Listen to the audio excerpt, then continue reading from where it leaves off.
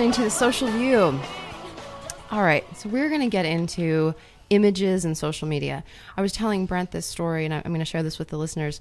I had shared an image on a company page, and this was actually another radio station. And then a advertiser actually contacted me and said, "I can't believe this station would be sharing images and anti-Semitic comments." And I have to say, I was completely floored. I looked at the image that I had shared. It had to do with the Occupy Wall Street movement. And I was looking at the comments, and none of the comments that I saw there had any anti-Semitic. So I get on the phone with them, and I'm, "Please explain to me, because I'm not seeing it." Well, what I didn't realize when I had shared that image was that when someone who's connected to the page clicked on the image, they were seeing all of the comments associated with the original image. So from that point on, anytime I had an image that someone else had shared that I wanted to share, I would download it, save it to my computer, and then I would upload it so that I'd be able to know exactly what comments were associated with that. It's definitely a smart move in getting that history of the comments off the picture, and you did the right thing in that, Christina. Now, pictures that are brought, everyone's taking pictures with their smartphones and just uploading them to Facebook. Those pictures are all free game. If you want to copy, paste, share any of those pictures, you're going to be able 99% of the time to do that without any issue. I'm not going to say 100% because there's going to be problems with some pictures. So you're not really sure. So I'm not really sure. Come into my office for a consultation. It's pass out my phone number later. Absolutely. But most times you're going to be A-okay with that. The issue with a lot of pictures is you want to use pictures on Facebook when you're taking other people's pictures to educate, comment, to inform people about it, not to utilize that picture to financially gain in any way yourself, your business. Because if you're using that picture to detract from the original purpose of the picture, then you're walking into copyright infringement areas and trademark infringement questions. And there's lawyers that just love suing people for those. Well, I got to tell you, if anybody out there is looking at my pictures and they figured out a way to share my pictures and make money off of it, call me. No, you call a lawyer. Oh, sorry. Okay. We'll work on that during the next break. Okay. All right. But what's amazing, though, is so many people don't know, and they take pictures they do a Google search for, I need a picture of a man as a waiter because I'm doing a blog on an Italian restaurant. So I Google Italian waiter, and I find a great picture, and I put it on my website. That picture most likely is somebody's personal trademarked property. And once you put it up on your website, you're now guilty of that infringement. And depending on how long it's there, how successful your business is, the fines can be anywhere from $750 up to $30,000.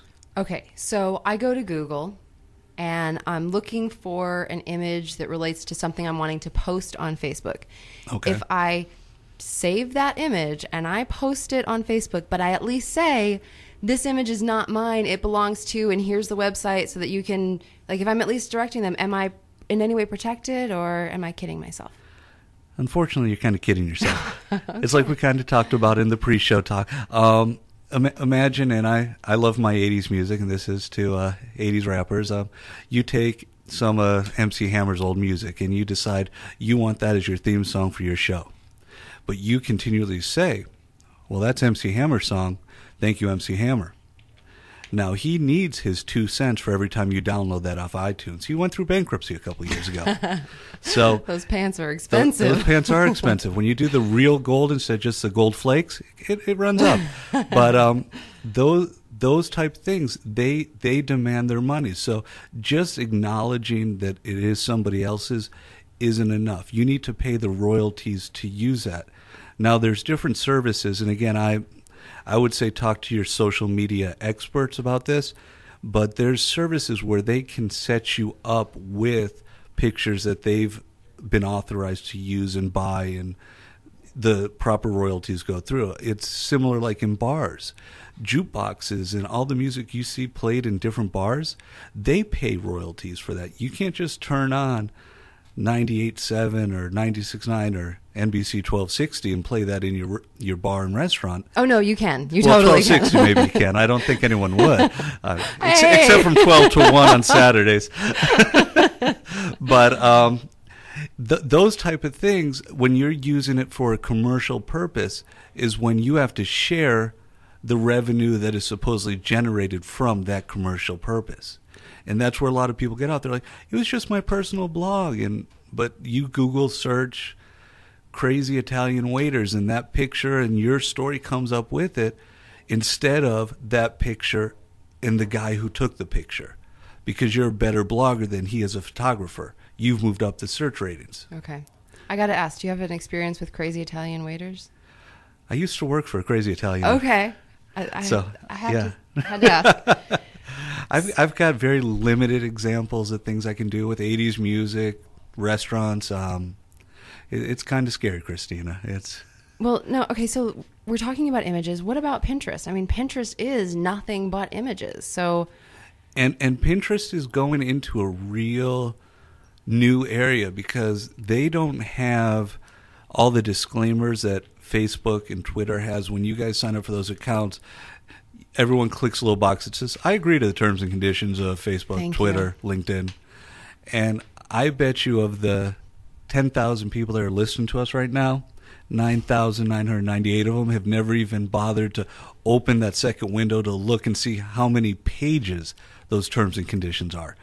But it all says on there that we have no legal faults or whatever. But Pinterest doesn't do that because they know their whole basis is just a sharing of pictures. And again, as long as it's all educational and it's not defamatory, you're going to be okay until a company decides we want to challenge Pinterest. And it's going to go to court sooner or later. But right now, I'd say use it, but make sure people are saying nice things on the wall when you're attaching companies. You know, I have to say, one of my biggest issues with Pinterest is that when people are using it and they're uploading, I saw this fabulous pair of pants. These they were great. They were a pair of pants that I loved and I wanted to buy them. Somebody had pinned it. I saw it, and they didn't take the time to go in and edit the URL so that I could go right to the product. And so I would imagine, I mean, it just would seem to me like common sense. If you're a business and you put up an image, and as long as you have gone in and edited that and you're attaching your URL and then I repin it, at least I'm still directing people to you and then commenting. Sure. And I mean, that's something like jeans where it's probably a catalog image where they're saying, we want you to buy these brand new jeans and this is our newest style and we've got them on sale for $279 this week. What a sale. What a sale. That they're not going to argue about. But if it is the Coca-Cola logo and you're putting something on your Pinterest and saying Coca-Cola's ruined the Olympics because of their crazy sponsorship. Okay. And you've pinned that. Okay. Then you're getting the Olympics mad at you. You're getting Coca-Cola mad at you, and you've got the risk of having different issues with that type of thing. But if you're just saying drink more Coke, they're probably going to say, "We love you, Christina." All right. After 8 weeks, I will definitely be drinking more Coke.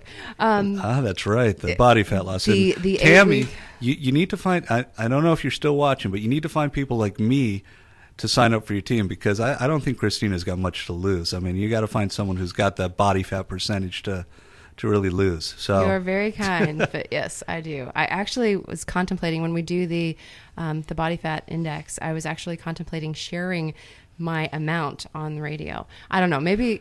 I'll wait and see. I'm out. Never mind. I will definitely share at the end of 8 weeks. I'll definitely share the percentage that I lost. I will definitely commit to that. That I will do. So as long as we're talking about negative comments, what about negative posts on your wall? What are the legal ramifications for that? Well, let's start with a fun one. A lot of people obviously are getting divorced in America nowadays. If you get divorced, first of all, your divorce lawyer is going to tell you, turn off your Facebook account, turn off your Twitter account, turn off your everything accounts. Don't go on until that divorce is finalized. But if for some reason you don't like that rule, don't post anything bad about your soon-to-be ex-spouse. A nice guy in Ohio decided to write about his ex-spouse, a little threatening speech as to how she could manipulate the court to not allow him to see their child. He didn't have her as a friend. She was actually blocked from his page. Again, a smart lawyer found this post somehow, presented it to the court, and they found this soon-to-be ex-husband in contempt of the order to leave his soon-to-be ex-wife alone.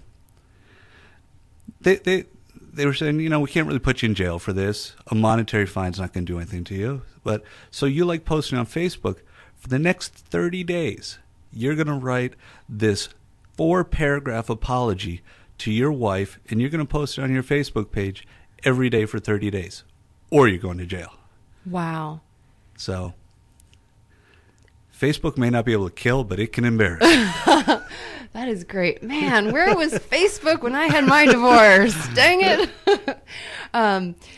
Was your ex smart enough to be able to know how to use it? My ex is a computer geek, so okay. Yeah. No, and actually I joke. In case the kids are watching or Mark is listening, I'm just joking. It's all in fun. I'm not involved. It's just radio. I plead the fifth.